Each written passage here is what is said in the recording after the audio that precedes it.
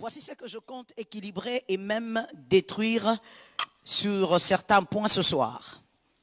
Et je dis, ce n'est pas la matière du soir, mais il faudrait que j'équilibre ça avant d'avancer. Voici ce qui se raconte et ce qui se distille.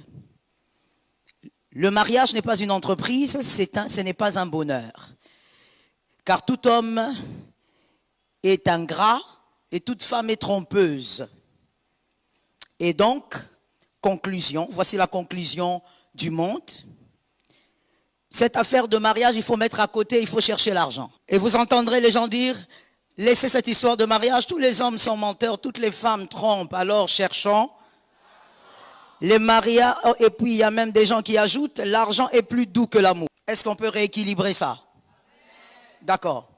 Voici l'équilibre divin selon l'Écriture. Hébreux 13, 4. On ne va pas lire parce que ce n'est pas la thématique du soir. Hébreux 13, 4. L'équilibre divin est celui-ci.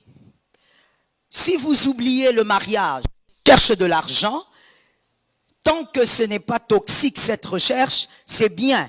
Mais alors oubliez aussi le sexe. Tu ne peux pas dire... Oublions l'affaire d'hommes, de femmes, les hommes sont ingrats, les femmes sont ingrates. Cherchons l'argent, mon frère, l'argent est plus doux que l'amour. Tu dis, si tu oublies cette affaire de mariage, oublie aussi. Pourquoi? Parce que selon la vérité divine, le lit est attaché au mariage. Il n'y a pas de lit sans mariage. Les femmes sont mauvaises, mais on ne dit pas qu'il faut aussi refuser le sexe. Et donc, cherchons l'argent dans l'impudicité. Tu refuses le mariage, mais tu as des sextoys. Cherchons l'argent, mais tu vis dans l'impudicité, dans la saleté. Tu préfères le plastique. Sors de là et va brûler ces plastiques à la fin de ce culte. Donne-moi un amen normal, ne fais pas semblant. Tous les plastiques là que tu as mis sous ton lit à la fin de ce culte, va les brûler.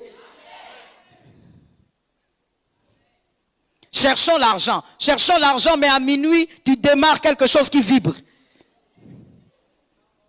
On ne fait pas le mariage, parce que dans le mariage, il n'y a rien. Cherchons l'argent, mais tu es entretenu par une vieille femme. Une vieille maman dépassée. Une femme que tu peux appeler mémé. C'est elle qui t'entretient. Toi, un homme de 25 ans, de 35 ans. Et tu dis aux gens, laissez le mariage, cherchons l'argent impudique. Sors de l'impudicité au nom de Jésus. Donne-moi un amen, ne fais pas semblant. Donne-moi un autre amen. Sors de l'impudicité. Les gens là qui disent pas amen là, ce sont ces gens là même qui doivent